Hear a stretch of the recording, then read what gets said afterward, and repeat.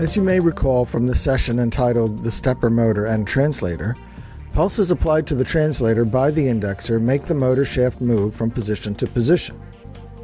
We used indexer LPT's jog command to generate 400 pulses at a constant rate of 100 pulses per second, taking 4 seconds to complete the rotation of the motor shaft by 1 revolution.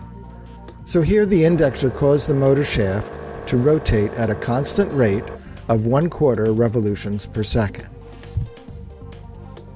Just prior to the first pulse, the motor wasn't moving at all.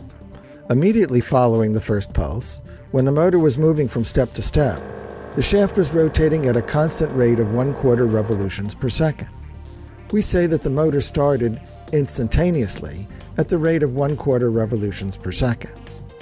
In the world of physics, no mass can accelerate instantaneously.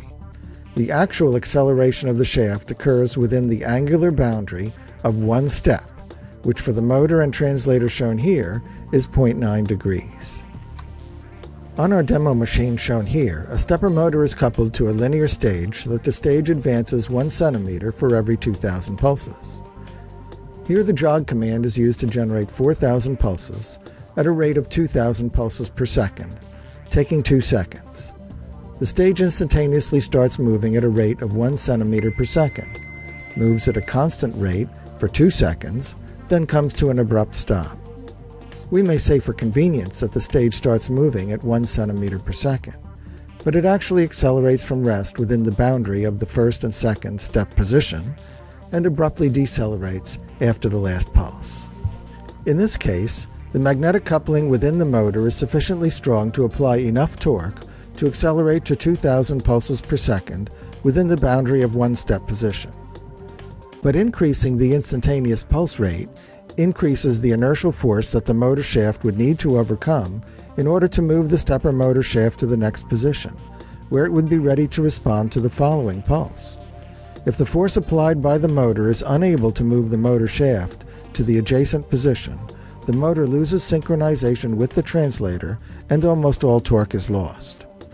Notice here when we try to instantaneously start the motor at a rate of 10,000 pulses per second, the motor stage doesn't move at all. Indexers can make stepper motors reliably track pulses at elevated speeds by gradually increasing the pulse rate. The interval from the first to the second pulse determines the instantaneous starting speed. For example, if the second pulse occurs 1/2 second after the first, the starting speed is 2 steps per second. In this clip, the starting speed is set to 2,000 steps per second. Thus, the second pulse occurs 1/2 thousandth of a second after the first. The pulses increase in frequency until the motor reaches its running speed, sometimes called slewing speed. Here the running speed is set to 22,000 steps per second.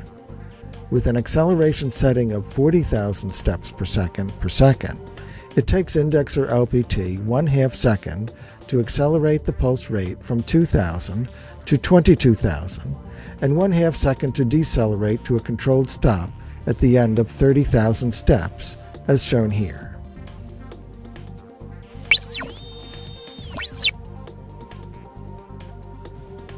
Converting from units of steps to linear distance for this stage, 30,000 steps traverses 15 centimeters. The stage starts at 2 centimeters per second and accelerates to 22 centimeters per second at a rate of 40 centimeters per second each second. In minutes then, it would start at 120 centimeters per minute and accelerate to 1,320 centimeters per minute at a rate of 2,400 centimeters per minute per second. The application program does the math for you. Here these values are configured into G-code controller, and a dialog box is used to more conveniently move our stage by 15 centimeters.